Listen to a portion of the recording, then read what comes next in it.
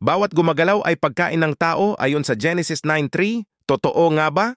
Narito ang mga maling argumento o fallacy. Una, lahat na gumagalaw na nabubuhay ay pagkain ng tao. Pangalawa, ang baboy ay gumagalaw at nabubuhay kaya pagkain na rin ng tao. Narito naman ang hamon na mga tanong. Kung bibigyan ka ng isang bagay na buhay at gumagalaw, kakainin mo ba?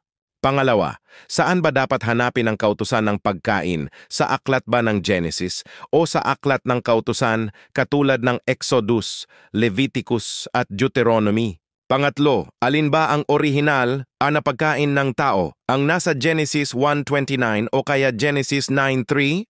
Pang-apat, kung ipinapakain na ng Diyos ang maruruming hayop tulad ng baboy, bakit papatayin ng Diyos ang mga kumakain nito sa darating na wakas ayon sa Isaias 66:15-13?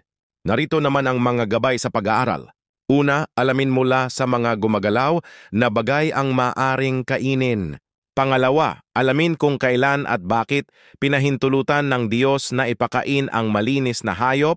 Pangatlo, pag-aralan ang batayan ng pagkakaiba tanda ng marurumi, malilinis na mga hayop, isda at mga ibon.